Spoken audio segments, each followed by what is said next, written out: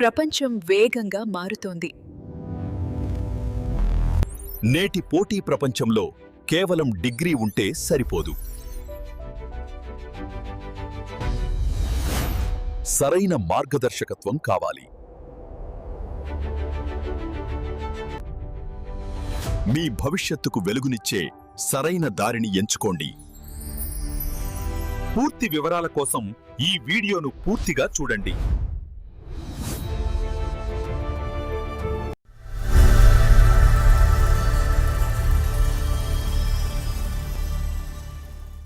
Hi అండి, అందరికీ నమస్కారం. నేను మీ వేణుగోపాల్ రెడ్డి ఫ్రమ్ జోష్ ఇన్నోవేషన్స్ ప్రైవేట్ లిమిటెడ్, జోష్ institute of foreign languages, 89 career guidance సంయుక్తంగా విద్యార్థులకు అవసరమైనటువంటి అనేక వీడియోస్ రూపొందిస్తున్నాం. ఈ పర్టికులర్ వీడియో ఏదైతే ఉందో ప్రస్తుతానికి చదువుతున్నటువంటి విద్యార్థులు, అదేవిధంగా చదువు పూర్తయినటువంటి విద్యార్థులు, రేపు చదవాలనుకుంటున్నటువంటి విద్యార్థులు అందరికి కూడా ఉపయోగపడేటువంటి video. It is not only meant for upcoming students, so those who are studying and those who completed their study, they have to watch this video fully. యాక్చువల్గా ఈ హైరింగ్ ట్రెండ్స్ మీద దాగుడు మొదలాట జరుగుతూ ఉంటుంది. ఇప్పుడు హైదరాబాద్ ల్యాండ్స్కేప్లో మనం తీసుకున్నప్పుడు ఒక 10-15 కాలేజీలు గట్టిగా ప్లేస్మెంట్స్ చేస్తాయి. ఇప్పుడు కూడా వాళ్ళు 70-80% ఏయో చిన్నయో చితకో ఏదో ఒకటి అందరూ ప్లేస్మెంట్ చేస్తున్నారు. 175 కాలేజీలు దగ్గర ఒక 150 కాలేజీల పరిస్థితి అయితే దారుణంగానే ఉంటుంది. అంటే అరౌండ్ ఒక 30% ప్లేస్మెంట్స్ అవుతాయి. రిమైనింగ్ వాళ్ళందరూ అమీర్పేటలో పడి ఎంజాయ్ చేస్తూ ఉంటారు, చదువుకునే వాళ్ళు చదువుకుంటూ ఉంటారు, ఏమవుద్దని ఆశావద్దంతో ఎదురు చూసేవాళ్ళు ఇట్లా ఉంటారు అనమాట. యాక్చువల్గా దీనికి సంబంధించినటువంటి కరెక్ట్ లెక్క అంటే అసలు ఏం జరుగుతుంది, ఎందుకు జరిగింది, మీరందరూ సిఎస్సి వైపుకి ఎందుకు మారిపోయారు అనేదానికి ఒక ప్రాతిపదికత కావాలి కదా మనకి. అంటే సిఎస్సిని పక్కన పెట్టి ఆప్షన్స్ అంటే మేము IIT cut offs, JEE cut offs, లేకపోతే ఎన్ఐటి కట్ ఆఫ్స్ చెప్పేటప్పుడు OC general, CSE cut off అంటే రిమైనింగ్ బ్రాంచే కాదన్నట్టు మనం చెప్పుకుంటూ పోతున్నాం. పబ్లిక్ ఎలా ఉంటే వాళ్ళ పల్స్ని బట్టే మేము కూడా వీడియోస్ చేస్తాం. ఎందుకంటే వ్యూయర్షిప్, తర్వాత బిజినెస్ పాయింట్ ఆఫ్ వ్యూ ఇవన్నీ ఉంటాయి కాబట్టి అట్లా చేసుకుంటూ పోతాం. కానీ చాలామంది క్యూరియాసిటీ అండ్ సెన్సిబుల్ పేరెంట్స్ వాస్తవాల కోసం వెతుకుతూ ఉంటారు. సో చాలామంది మాకు వచ్చేటువంటి పేరెంట్స్లో దాదాపు ఒక 50% అబోవ్ ఐటీ ఎంప్లాయీస్ కూడా ఉంటారు. వీళ్ళకి ఐటీలో ఎటువంటి లే ఆఫ్స్ జరుగుతున్నాయని చెప్పేసి, లేకపోతే ఐటీలో ఏ ఇంపాక్ట్ ఏ రకంగా ఉందని తెలుసు, కానీ మా కాలేజెస్ లెవెల్లో వాస్తవాలు ఏంటన్నది ఈరోజు మీ ముందు పెడుతూ ఉన్నాను. సో ఒకసారి ఈ వీడియోని పూర్తిగా చూద్దాం. So the hiring winter is here. ఉద్యోగ అవకాశాలు ఎందుకు ఇంతలా తగ్గుముఖం పడుతున్నాయి? చూడండి, మంచు కొండ పగిలిపోయినట్టుగా ఈ ఇమేజ్ యొక్క అర్థం అనమాట. ట్రాన్సిషనింగ్ ఫ్రమ్ అగ్రెసివ్ రిక్రూట్మెంట్ 2022లో 4,60,000 ఓన్లీ టీసీఎస్ 1,00,000 మంది రిక్రూట్మెంట్ చేసింది ఒక సంవత్సరం. నాకు తెలిసైతే మా ఆంధ్రాలో సంబంధించి అనేక మారుమూల జిల్లాల్లో కూడా విజయనగరము, నెల్లూరు, చిత్తూరు ఎక్కడ పట్టినా ఏ కాలేజీలోనే నాకు టీసీఎస్లో జాబ్ వచ్చేసిందని చెప్పేవాళ్ళు. కోవిడ్లో జరిగినటువంటి ఒక విచిత్రమైన సిచ్యువేషన్ అనమాట ఇది. కానీ ఇప్పుడు ఏడా ఉద్యోగాలు లేవు. ఏం జరుగుతుందో చూద్దాం. సో ద డిజిటలైజేషన్ సర్జ్ 2021-22లో కంపెనీలు భారీగా నియామకాలు చేపట్టాయి. ఎంతగా నియామకాలు అంటే global enterprises rush to adapt to a remote first world, creating a jealous pursuit of talent. 25% attrition rate. 4 లక్షల రూపాయలు టీసీఎస్ ఇస్తే 6 నెలలు సంవత్సరం కూడా ఉద్యోగం కలగకముందే ఇంకో కంపెనీ 6 లక్షలు ఇచ్చేది. ఆడించి మళ్ళీ 3 నెలలు జరగకముందే 8 లక్షలు ఇచ్చేది. ఇదంతా గోల్డెన్ పీరియడ్ ఒకటే సంవత్సరం ఉండింది. మ్యాక్సిమం 1.5 year నడిచిందన్నమాట ఈ కథ అంతా. గ్రామాలలో యాక్చువల్గా ఆంధ్రప్రదేశ్ అనుకోండి, లేకపోతే తెలంగాణ అనుకోండి, ఓవరాల్ ఇండియాలో గ్రామీణ భారతంలో ఒక్కసారి వాళ్ళ మైండ్లో కానీ కూర్చున్నదంటే ఏదైనా సరే, ఎందుకంటే మనకి 80% కాంట్రిబ్యూషన్ వాళ్ళే. ఏ బిజినెస్కైనా గ్రామంలో ప్రజలు బాగుంటేనే అర్బనైజేషన్లో ఉన్నటువంటి సిటీస్లో ఉన్నటువంటి అనేక బిజినెస్లు నడుస్తాయి. వాళ్ళ మైండ్లో గట్టిగా కూర్చుండిపోయింది. ఐటీలోకి వెళ్తే కూర్చొని సంపాదించవచ్చు, ల్యాప్టాప్లో ఊరినైటెడ్ కదిలిస్తూ ఉంటే మా వాళ్ళకి 4-5 లక్షలు 10 లక్షలు జీతం వస్తుంది కాబట్టి మా పిల్లల్ని వేరే బ్రాంచ్లో చేరము అనేటువంటి ఒక ప్రెడామినెంట్ ఫిక్స్డ్ మైండ్ సెట్ జరిగింది. 2022 అయిపోయింది. అందరూ 3 days వర్క్, 3 days 2 days వచ్చేసి ఆఫీస్కి పోతూ ఉన్నారు. ఆ తర్వాత వాళ్ళకి సగం డిస్కనెక్ట్ అయిపోయారు. ఇప్పుడైతే ఊళ్ళల్లో ఎవరు లేరు. ఐటీ వాళ్ళందరూ కూడా మళ్ళీ ఆఫీస్కి వెళ్ళిపోయారు. తర్వాత ఏం జరిగిందో పరిణామాలు వాళ్ళకి ఏమీ తెలియదు. సో 2022లో హిస్టారికల్ బెంచ్ మార్క్ అనమాట. 1,03,000 రూపాయలు, 1,03,000 మందిని ఒక్క టీసీఎస్ ఉద్యోగాలను నియమించుకుంది. టీసీఎస్ నెట్ ఎడిషన్ అంటే వాళ్ళకి ఎగ్జిస్టింగ్ ఎంప్లాయీస్కి ఇంతమంది ఎడిషన్ చేసుకున్నారు. So strategy building the bench. ఏంటి అసలు బెంచ్ అంటే ఏంటంటే హెడ్ కౌంట్ అంటే మన తలకాయల కౌంట్ అనమాట. హెడ్ కౌంట్ అంటారు దీన్ని ఐటీలో. బిల్డింగ్ ద బెంచ్ అవసరానికి మించి ఉద్యోగాల నియామకం జరిగింది. Record high intake of fresh graduates to fulfil massive project pipelines ensure immediate availability.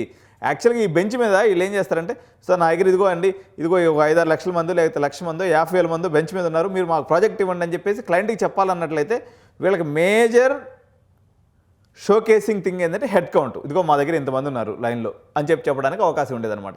అందువల్ల అగ్రెసివ్ హైరింగ్ అనేది చేశారు. ఏం జరిగింది? 2022లో కోవిడ్ అయిపోయింది, ఎక్కడోళ్ళు అక్కడ మళ్ళీ పనులకు వెళ్ళిపోయారు.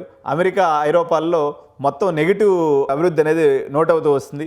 సో అదేవిధంగా inflation and reduce discretionary tech spending led to halt in large scale modernisation projects. So ఏం చేసిందంటే ఐరోపాలలో వాళ్ళ యొక్క జీడిపి గ్రోత్ ఏదైతే ఉందో చాలా దేశాల్లో మైనస్లోకి వెళ్ళిపోయింది ఏది కోవిడ్ తర్వాత. ఆ సిచ్యువేషన్లో ఆచితూచి ప్రాజెక్టుల మీద ఖర్చు పెట్టడం ఆ దేశాలు ప్రారంభించినాయి. ఎందుకంటే మనకు వచ్చేటువంటి ప్రాజెక్టులో 60% అమెరికా నుంచి అయితే అరౌండ్ 20% యూరోప్ నుంచి ఉంటాయి. సో ద బ్లోటెడ్ ఆర్గనైజేషన్, ఒక పక్క ఎవరైతే వీళ్ళకి ఫండ్స్ ఇస్తారో, ప్రాజెక్ట్స్ ఇస్తారో వాళ్ళు గట్టిగా బిగదీసి పట్టుకొని ఉన్నారు. వాళ్ళు ప్రాజెక్ట్స్కి ఎక్కువ డబ్బులు ఇవ్వట్లేదు, ఎక్కువ ప్రాజెక్ట్స్ ఇవ్వట్లేదు. మరోవైపు బెంచ్ మీద ఉన్నటువంటి లక్షలాది మంది రిక్రూట్మెంట్ చేసుకొని పెట్టుకొని ఉన్నారు. ఇప్పుడు ఏం చేయాలి? ఆర్గనైజేషను బ్లోటెడ్ అయిపోయింది. అంటే అన్ఫిల్టర్డ్, అవసరానికి మించినటువంటి వాపు వాళ్ళ దగ్గర ఉందన్నమాట. So higher attrition and salary hikes during the boom led to necessary rationalisation and head count decline. ఎప్పుడైతే ఈ పరిస్థితిని గమనించినటువంటి కంపెనీస్ హైరింగ్ ఆపేసినాయి, ఉన్నటువంటి వాళ్ళని ఉద్యోగాల్లో నుంచి పీకేయడం మొదలుపెట్టినాయి. So the boom and burst cycle, ఎప్పుడైతే 22లో 3,80,000 టు మై కరెక్షన్, యాక్చువల్గా అయితే 4,60,000 దాకా అయింది. చిన్న చితక కంపెనీలు తీసుకుంటే 4,60,000. అంటే మేము అంత పెద్ద హైరింగ్ని ఎప్పుడు చూడలేదు. యాక్చువల్గా ఆ టైంలో ఏది 2022లో దేశవ్యాప్తంగా సిఎస్సి సీట్లు పట్టమని మీకు 5-6 లక్షలు కూడా లేవు. సిఎస్సి సీట్లు, ఇంజనీరింగ్ సీట్స్ మొత్తం మీద దేశం మీద ఉన్నది 5-6 లక్షల సీట్లే. కానీ ఆయన హైరింగ్ 4,80,000. అంటే ఉన్నటువంటి వాడు అందరూ చిన్న చితక కాలేజీల వాళ్ళు కూడా మొత్తం ప్లేస్ అయిపోయారు. అసలు ఆ సర్జీ చూసినటువంటి జనాలు ఇక సిఎస్సి అని దారి మామూలుగా బాటపట్టలేదు.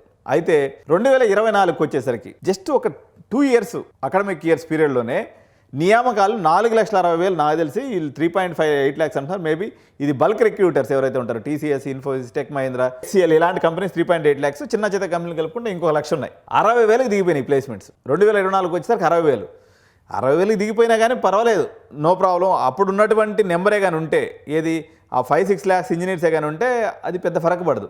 5,60,000, 6 లక్షలు ఉన్నటువంటి ఇంజనీర్స్ కాస్త సిఎస్సి ఇంజనీర్స్ 24కి వచ్చేసరికి రమారమిగా 10 లక్షలు డబల్ అయిపోయింది ఇంటేక్. ప్రతి కాలేజీలో సిఎస్సి మొత్తం మెకానికల్, సివిల్, ట్రిపుల్ తీసి అవతల పడేశారు. ఈసీఈ సీట్లు 240 సీట్లు ఉంటే 60కి వచ్చేసినాయి. మెకానికల్ 240 ఉంటే 30కి తీసుకొచ్చేసారు. Only CSC AIML, CSC data science. So intake ఏమో భారీగా పెరిగిపోయింది. మరోవైపు నుంచి 2022లో చూసినటువంటి సర్చ్ తోటే సాఫ్ట్వేర్ ఇంజనీరింగ్ తప్ప ఎక్కడా బయట వేరే రంగంలో ఉన్నటువంటి వాళ్ళకి పిల్లల్నిచ్చే పరిస్థితే లేదు. దీంతో పరిస్థితి ఏమైపోయిందంటే మొత్తం భారతదేశం యొక్క ప్రొడక్షన్ 1,10,00,000 యాజ్ ఆన్ టుడే. ఒక సంవత్సరానికి మన దగ్గర పాస్ అయి బయటకు వచ్చేటువంటి గ్రాడ్యుయేట్ సంఖ్య 1,10,00,000 మంది విద్యార్థులు సంవత్సరం బయటకు వస్తూ ఉంటారనమాట. ఈ 1,08,00,000లో మెడికల్ గ్రాడ్యుయేట్స్ వాళ్ళని వేరే సెక్టార్స్ను కొంతవరకు వదిలేసిన, నాకు సిఎస్సిలోనే ఉద్యోగం కావాలి, నేను సాఫ్ట్వేర్ ఇంజనీరే కావాలనుకునే వాళ్ళ సంఖ్య 10 లక్షలు ఉంది. ఎప్పుడు మహా అయితే మిగిలిన రంగాలు అన్నీ కలుపుకుంటే కూడా 30 లక్షలు ఉండి ఉంటారు అప్పట్లో. కానీ ఈరోజు 60-70 లక్షల మంది విద్యార్థులు, అది డిప్లొమా హోల్డర్స్ అనుకోండి, లేకపోతే డిగ్రీ హోల్డర్స్ అనుకోండి, లేకపోతే బీటెక్ హోల్డర్స్ అనుకోండి, లేకపోతే ఇట్లా రకరకాల సెక్టార్స్ నుంచి బీబీఏ వాళ్ళు కూడా వచ్చి మేము సాఫ్ట్వేర్ ఇంజనీర్ కావాలంటున్నాం. ఇట్లా ఈ సర్జీ ఎంత పోయింది? 60-70 లక్షలకు వెళ్ళిపోయినటువంటి సర్జీ. కానీ ప్లేస్మెంట్స్ ఎంత? 60,000. ఉన్న విద్యార్థుల సంఖ్య ఎంత? యాస్పిరెంట్స్ ఎంత? 60 లక్షలు. సో ఇక మీరు కంపారిజన్ చేసుకోండి ఎంత దారుణమైనటువంటి పరిస్థితికి పడిపోయిందో. అంటే 1% ఆల్మోస్ట్. 60 లక్షలు వర్సెస్ 60,000 అంటే 1%. ఇప్పుడు మనకు జేఈ మెయిన్స్ రాస్తే 14 లక్షల మంది రాస్తే 14,000 సిఎస్సి ఎట్టున్నాయో, 60 లక్షల మంది యాస్పిరెంట్స్, 60,000 ఉద్యోగాలు. సరే మనం బీటెక్ వరకే మాట్లాడుకుందాం. బీటెక్ వచ్చేసరికి కూడా ఓవరాల్గా అందరూ civil, mechanical, metallurgy, material science, Jio physics మొత్తం అందరూ మాకు ఐటీ కావాలని వచ్చేసిండ్రు. వీళ్ళ సంఖ్య తీసుకున్నట్లయితే రమారమిగా 15 లక్షలు. ఈ 15 లక్షల మందికి వచ్చిన ఉద్యోగాలు కేవలం 60,000 ఐటీలో అయినటువంటి రిక్రూట్మెంట్స్. ఇది దారుణంగా పడిపోయినటువంటి పరిస్థితి. 2024లో net addition cross to 60,000, down from the peak of 3.8 lakhs. ఎందుకు ఇట్లా మారిపోయింది? The AI driven structural pivot, కంపెనీల వృద్ధి విధానం అనేది శాశ్వతంగా మారిపోయింది. మనం ఏదైనా ఒక ప్రాజెక్ట్ తెచ్చుకోవాలనుకున్నట్లయితే హెడ్ కౌంట్స్ లీనియర్ మోడల్ అంటారనమాట. అంటే ఒక 10 మంది 20 మంది ఉంటాడు, టీమ్ లీడర్ ఉంటారు. మళ్ళీ ఈ టీమ్ లీడర్స్ ఒక 10 మంది ఉంటారు, ఆడి మీద ఒక సూపర్వైజర్ ఉంటాడు, మళ్ళీ ఆ టీమ్ లీడర్ మీద ఒక మేనేజర్ ఉంటాడు, ఆ 10 మంది మేనేజర్ల మీద ఒక సిటిఓ ఉంటాడు, దాని తర్వాత సిఇఓ ఉంటాడు. ఇది కంపెనీ యొక్క లీనియర్ మోడల్. వేరే ఇక్కడికి వచ్చేసరికి నాన్ లీనియర్ మోడల్కి వచ్చేసింది. పర్టికులర్గా ఈ సంవత్సరం యాక్చువల్గా లాస్ట్ ఇయర్ 2025లో కొంత మేరకు 60,000కు పడిపోయినటువంటి 2024 నుంచి 2025లో కొంతవరకు కోలుకుంది రిక్రూట్మెంట్. పర్వాలేదులే అనిపించింది. 1.5 lakhs వరకు రిక్రూట్మెంట్స్ అయినాయి లాస్ట్ ఇయర్. కానీ యాంథ్రోపిక్ ఏఐ పుణ్యమా అని చెప్పేసి ఈ ఇయర్ మళ్ళీ మొత్తం డైలమాలో పడిపోయారు. కేవలం లాస్ట్ 2 నెలల్లోనే ఐటీ షేర్స్ 21% పడిపోయినాయి. మామూలుగా 3 రోజులకు ఒకసారి 5% దిగిపోతుంది షేర్ వాల్యూ. హడలిపోతున్నారు కంపెనీల వాళ్ళు. ఎందుకంటే సింపుల్ అండి, ఎవిడెన్షియల్ డిక్రీస్. ఇప్పటికి కూడా కొంతమంది మూర్ఖులు, వీళ్ళ మూర్ఖులే అనాలి, సిఎస్సి తప్ప, నేను చెప్పేది పేరెంట్స్ని అంటలేదు, నేను స్టూడెంట్స్ని అంటలేదు, అదేవిధంగా కాలేజీలో చెప్పేటువంటి టీచర్స్ అంటలేదు. ఈ వర్డ్స్ ఏదైతే ఉన్నాయో వాళ్ళకు ఉద్దేశించింది కాదు. ఇన్ఫ్లుయెన్సర్ కేటగిరీలో ఉన్నటువంటి అనేక వ్యక్తులు మిగిలిన కోర్సులు చదవద్దు అని చెప్తున్నటువంటి పరిస్థితిని చూస్తుంటే ఒక రకంగా ఆశ్చర్యం అనిపిస్తుంది. ఇప్పుడు ఏఐ డిస్రప్షన్ అనేది ఒక వైపు ఉంది. మామూలు డిస్రప్షన్ చేయట్లేదు, ఎందుకంటే నేను కూడా సిఎస్సి ఫ్యాకల్టీనే కాబట్టి మమ్మల్ని మేము అనుకోవడం కరెక్ట్ కాదు. కానీ నాన్ లీనియర్ ఏఐ మోడల్ అనేది వచ్చేసింది. ఇప్పుడు హెడ్ కౌంట్ బెంచ్ మీద కూర్చొని పెట్టాలు, మీకు అక్కడ కూర్చొని పెట్టి ట్రైనింగ్ ఇవ్వడాలు, మీ తలకాయల కౌంట్ చూపించేసి ప్రాజెక్టులు తెచ్చుకోవడం అనేటువంటి సిస్టము మారిపోయింది. The model of getting project has changed permanently. It cannot be revoked at any point of time in the future. So decoupling growth from hiring. యాక్చువల్గా ఏంటంటే ఎవరైతే ఇప్పుడు మన దగ్గర ఉన్నటువంటి ఇండియన్ కంపెనీస్ ఏదైతే ఉన్నాయో, నేను చెప్పాను కదా, మాస్ హైరర్ అయినటువంటి TCS, Infosys, tech Mahindra, HCl, Wipro shares అయితే మామూలుగా పడిపోవట్లేదు, దారుణంగా పడిపోతున్నాయి. ఎందుకంటే వీళ్ళు ఇప్పుడు వరకు సంపాదించినటువంటిదంతా కూడా ఈ ఫ్రెషర్స్ హైరింగ్ మీదే డబ్బులు సంపాదించినాయి. ఈ షేర్లన్నీ కూడా బిల్డప్ అవుతూ వచ్చినాయి.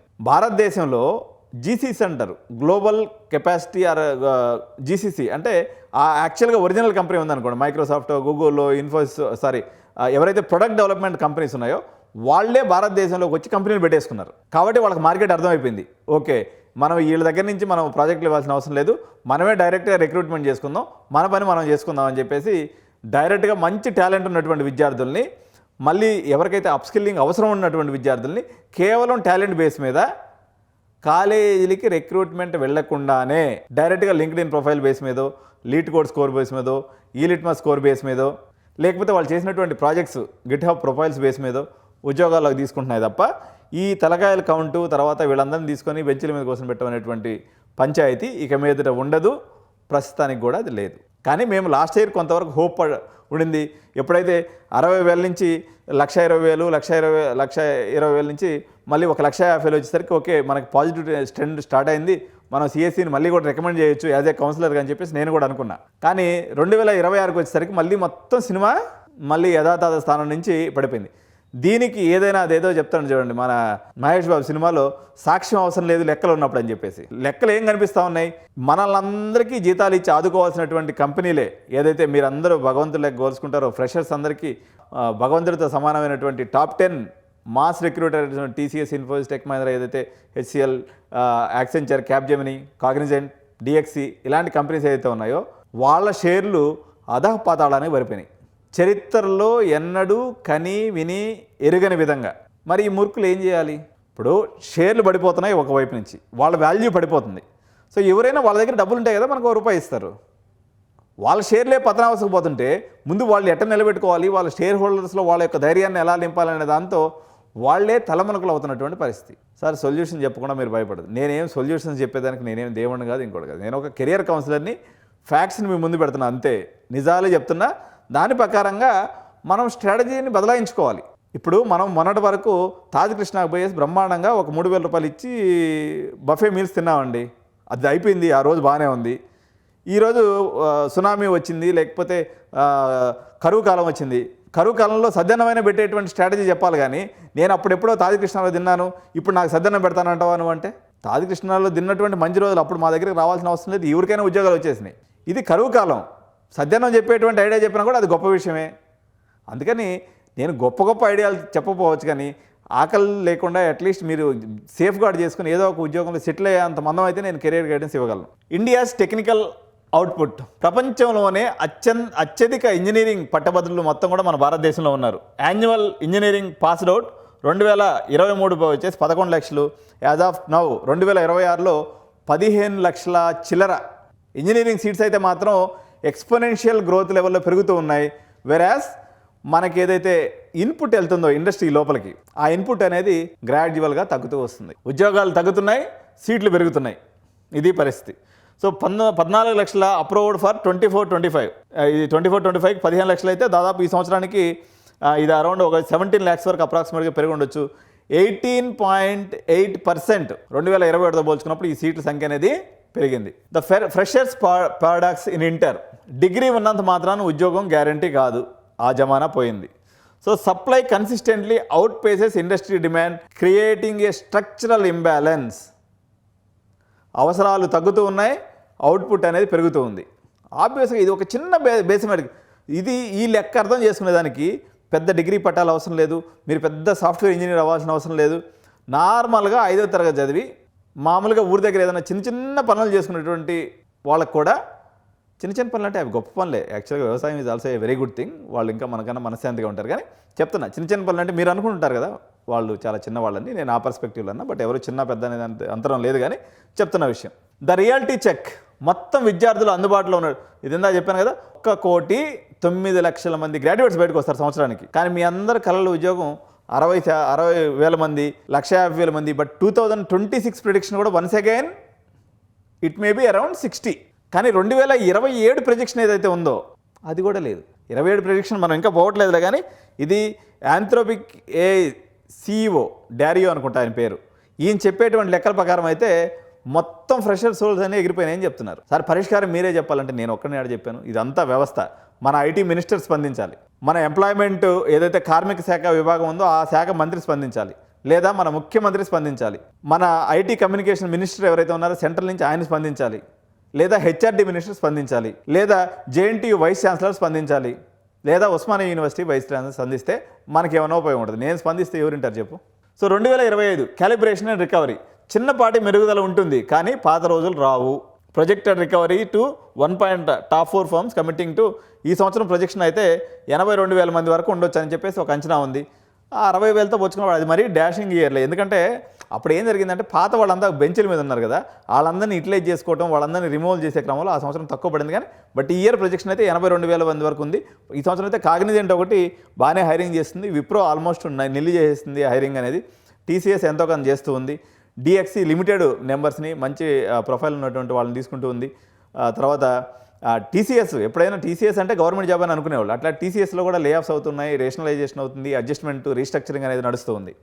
So in the market outfit versus market absorption, skills, adaptability, strategy, ఈ 3 ఉంటే మనం బతికి బట్టగట్టచ్చు ఇప్పుడున్నటువంటి పరిస్థితుల్లో. సో యాక్చువల్గా ఇప్పుడు ట్రెండింగ్ ఏముందంటే అండి, మొత్తము టీసీఎస్ ఏఐ పైప్ లైన్లో $900 మిలియన్ ఖర్చు పెడుతూ ఉన్నారు. హెచ్సిఎల్ టెక్ ఏఐ వచ్చేసి $146 మిలియన్ రెవెన్యూ వీళ్ళకి అనేది ఏఐ మీద పెట్టాలనుకుంటున్నారు. అంటే ఇప్పుడు ఓవరాల్గా షిఫ్ట్ ఏంటంటే హ్యూమన్ ప్లస్ ఏఐ టీమ్స్. నీకు ఏ జాబ్ అయినా సరే ఏఐ అనేది నీ కోవర్కర్గా ఉంటుంది, నీకు తోటి ఎంప్లాయీస్లో ఖచ్చితంగా ఏఐ అనేది వచ్చేటట్టుగా ఆ రకంగా ప్రాంప్టింగ్ వైపుకి అనేసి వెళ్ళిపోయింది అనమాట ఓవరాల్గా సిస్టమ్ అనేది. సో రీస్ట్రక్చరింగ్లో భాగంగా నెట్ రిడక్షన్ ఆఫ్ 25,816 ఎంప్లాయీస్ 9 monthsలో. టీసీఎస్ లాస్ట్ 9 monthsలో 25,816 మంది ఎంప్లాయీస్ని తగ్గించుకుంది. అంటే తీసుకున్న వాళ్ళు పోను, పాత ఎంప్లాయీస్ పోను, నెట్ రిడక్షన్ 25,816గా ఉంది. అదేవిధంగా ఇన్ఫోసిస్ 13,456 కొత్త ఎంప్లాయీస్ని యాడ్ చేసింది. ఎక్కడ 1,000,000 మంది, ఎక్కడ ఇంజనీర్లు 15 లక్షల మంది, వీళ్ళు ఉన్నటువంటి మేజర్ కంపెనీస్ 13,450, విప్రో 8,500 ఇట్లా యాడ్ చేసుకుంటూ పోతున్నారు. సో ఇన్ఫ్లేషన్ పెరిగిపోయింది. యాక్చువల్గా ఈ ఎంట్రీ లెవెల్ పేలో ఇప్పటికి కూడా మనం తీసుకున్నప్పుడు 4,20,000 మినిమంగా ఉంది వేజెస్. సో 3 లక్షలు కొన్ని చిన్న కంపెనీస్ కూడా ఇస్తున్నా, కానీ సరే మంచి కంపెనీ అనుకుంటే 6 లక్షల వరకు ఇస్తుంది. లాస్ట్ 10 ఏళ్ల నుంచి ఇదే పంచాయతీ ఉంది. కానీ ఖర్చులేమో 6.7% పెరిగిపోయింది. దీనివల్ల సాఫ్ట్వేర్ ఎంప్లాయీస్ యొక్క పర్చేసింగ్ పవర్ అనేది పడిపోయింది. డబ్బులు ఉంటాయి కదా, వాళ్ళు జోబులో ఉంటే ఖర్చు పెట్టగలరు. సో వేతనాలు అయితే పెరగట్లేదు, ఖర్చులు మాత్రం పెరిగిపోతున్నాయి. So global disparity, Indian medium tech drop to 40%. అంటే భారతదేశంలో శాలరీస్ అనేవి 40% పడిపోయినాయి మీడియం లెవెల్ టెక్నాలజీస్లో. సో యావరేజ్ శాలరీ ఎంత ఉందంటే $36,000 నుంచి $22,000 అనేది ఏది మిడ్ లెవెల్ శాలరీస్. అదేవిధంగా మీడియం టెక్ అంటే ఓవరాల్గా ఎంప్లాయీస్ డివైడెడ్ బై ఏసీ యావరేజ్ తీస్తే వచ్చేది. So USA medium tech salary వచ్చేసి 1,50,000 పెరిగిపోయింది. ఎందుకు? వాళ్ళందరూ కూడా ఏఐ టూల్స్ డెవలప్మెంట్లో, ఆర్కెస్ట్రేషన్లో లేకపోతే దీంట్లో డెవలప్మెంట్లో ఉండిపోయారు. మనమేమో యూసేజ్లో ఉండటం వల్ల, సర్వీస్ సెక్టార్లో ఉండటం వల్ల మనకి సర్వీస్ సెక్టార్ అవసరం అనేది ఏఐ తీర్చేస్తుంది. కాబట్టి డెవలప్మెంట్లో ఉన్న వాళ్ళ శాలరీ ఏమో అమాంతంగా పెరిగిపోయింది, మన శాలరీ ఏమో అమాంతంగా తగ్గిపోయింది. టోటల్ అన్ఎంప్లాయ్మెంట్ రేట్ తీసుకున్నప్పుడు 83% మంది ఇంజనీర్లకు ప్రజెంట్ అయితే ఉద్యోగాలు లేవు. సో టాప్ 3 కాలేజెస్ ఏదైతే టైర్ 3 కాలేజెస్ ఏమున్నాయో ఈ కాలేజెస్లో ప్లేస్మెంట్ రేట్ అనేది రమారమిగా 30% వరకు ఉందండి. సో ఇకైతే క్యాంపస్ ప్లేస్మెంట్స్ వస్తుంది అనేటువంటి లెవెల్లో ఓన్లీ టాప్ 5 కాలేజెస్, టాప్ 5 కూడా లేదు. ఇప్పుడు మనకి తెలంగాణలో తీసుకుంటే బరాబర్ ప్లేస్మెంట్లో ఒక 10-12 కాలేజీలు ల్యాండ్స్కేప్లో ఉన్నాయి. నేను ఇక్కడ ర్యాంకింగ్ ఎంసెట్ కట్ ఆఫ్ల ప్రకారంగా నేను చెప్పట్లేదు, ఎంసెట్ కట్ ఆఫ్లతో నాకు సంబంధం లేదు. బట్ మంచిగా ప్లేస్మెంట్ చేస్తున్నటువంటి ఒక 10-15 కంపెనీలు కాలేజీలు టకటగా చెప్పంటే నేను సింపుల్గా చెప్పగలను. సిబిఐటి ఆల్వేస్ మేరా దిల్ కా ధడకన్, ఓ కబీబీ అచ్చా కర్తా, బాగా చెప్తారు, చేస్తారు వాళ్ళు. నెక్స్ట్ వాసవి, నెక్స్ట్ నారాయణమ్మ, భోజిరెడ్డి, దాని తర్వాత వచ్చేసి మీకు ఐఆర్ఈ, సిఎంఆర్, గీతాంజలి, బీవీఆర్ఐటి, అంటే వీళ్ళ మీద లెక్క పెట్టచ్చు. కేఎంఐటి, విఎన్ఆర్ విజ్ఞాన్ జ్యోతి, కొంత భాగం సివిఆర్. ఇంతే. నీకు ఈ 10-15 కాలేజీలు తప్పనిచ్చి రిమైనింగ్ మేము ఘనంగా ఉద్యోగాలు ఇవ్వగలమని చెప్పేటువంటి కాలేజెసే లేవు. నేను చెప్పిన వాటిలో చాలా టాప్ 10 కాలేజీలు మిస్ అయ్యి ఉండొచ్చు. ఏందనేది మీరు పోయి ఆ కాలేజీ స్టూడెంట్స్ పెట్టిన రివ్యూస్లో మీరే చూడండి, మీకు అర్థమవుతుంది. చెప్తాను, మనం దాని సందర్భం వచ్చినప్పుడు చెప్తాను. But it's out of contest now. So చెప్పాను ఇందాక గ్లోబల్ క్యాపబిలిటీ సెంటర్స్ ఏదైతే వచ్చినాయో, గ్లోబల్ కేపబిలిటీ సెంటర్స్ అంటే వాళ్ళు యాక్చువల్గా ఇన్ఫోసిస్, టీసీఎస్, మహీంద్రా వాళ్ళు ఇట్లాంటి జీసీసీస్కి మనం సర్వీస్ ఇస్తాం. వాళ్ళే ఇక్కడికి వచ్చి ఆఫీసులు, దుకాణాలు ఓపెన్ చేశారు కాబట్టి మొత్తం వాళ్ళే తీసుకుంటున్నారు. High and R&D and AI centres మొత్తం పెట్టుకున్నారు. So 60% growth in GCC hiring వాళ్ళలో మాత్రం బాగానే పెరిగినాయి. వాళ్ళు టెక్నాలజీ బాగున్నటువంటి వాళ్ళకి అవకాశాలు ఇస్తూ ఉన్నారు. సో ఏదైనా నెక్స్ట్ ప్రపంచం మొత్తం కూడా మనుషులు ప్లస్ ఆర్టిఫిషియల్ ఇంటెలిజెన్స్ అండి. From volume based growth to value based growth అనేది స్టార్ట్ అయిపోయింది. సో ఇప్పుడు ఏం చేయాలంటే చాలా జాగ్రత్తగా అడుగులేయాలి, అంతే. సో ప్లేస్మెంట్స్ యొక్క ట్రెజెక్టరీ ఆర్ ప్రొజెక్టరీ ఏదైతే ఉందో మొత్తం డీటెయిల్డ్గా మీకు చెప్పిన. మీరు you are free to scold, మీ ఇష్టం వచ్చినట్టు తిట్టుకోండి కామెంట్స్లో, నాకు ఏం నష్టం లేదు. కానీ నన్ను తిట్టే ముందు, నెగిటివ్ కామెంట్ పెట్టే ముందు మనకు ఆయన కామెంట్ పెట్టాడు, సార్ మీరు చెప్పే మాటలకు మా గుండె బయలిపోతుందని. మీకు గుండె దెబ్బలు రాకుండా ఆదుకుంటున్నాను, నేను ఎంత గుండె బాలు కొడతాను చెప్పండి. ప్రజల మనిషిని, సమాజ శ్రేయస్సే వ్యక్తి శ్రేయస్సు అని చెప్పేసి బివి సుబ్బయ్య రేషనల్ స్కూల్, నేను చదువుకున్న స్కూలు, మా గురువుగారు నేర్పించినటువంటి సిద్ధాంతాన్ని మనసా వాచా కర్మణ నమ్ముతున్నాను. కాబట్టి ఎవరూ గోతిలో పడకూడదని, ఎవరో ఇబ్బందులు పడకూడదని, తాజ్ కృష్ణ మీల్స్ కాకపోయినా కల్లో గింజ దాగి అందరం బాగుండాలని కోరుకుంటామే తప్ప మీకు రాంగ్ గైడెన్స్ చెప్పో లేకపోతే మిమ్మల్ని భయపెట్టో దాంట్లో నుంచి బిజినెస్ చేయాల్సినటువంటి అవసరం, ఆలోచన ఎడ్యునైన్కి ఎప్పుడూ ఉండదు. ఎడ్యునైన్ యొక్క స్లోగన్ సమాజ శ్రేయస్సే వ్యక్తి శ్రేయస్సు. మీరు అందరూ బాగుండాలి, అందులో నేను కూడా ఉండాలి. కాబట్టి మీరు స్టిల్ ఇఫ్ యూ బిలీవ్ నేను ఇంకా భయపెట్టడానికే మీరు వీడియో చేసిన అనిపిస్తే మీరు ChatGPTలో కానీ లేకపోతే మీకు ఉన్నటువంటి any large language models, Gemini, ChatGPT, Perplexity, ఇటువంటి వాటిలో పోయేసి నేను చెప్పినటువంటి అనాలిసిస్ మీద ఒక చిన్న పాయింట్ మీకు తప్పు కనిపించిన, ఎనీ పాయింట్, ఇక మీ ఇష్టం, యు ఆర్ ఫ్రీ టు, మీకు వచ్చిన బూతులన్నీ కూడా మీరు కామెంట్లో పెట్టొచ్చు. సో ఇందుకు నాకు ఎటువంటి అబ్జెక్షన్ లేదు. ఎందుకంటే Edunine is committed to deliver quality service to the welfare of parents and students at any point of time. Thank you so much. Jai Hind.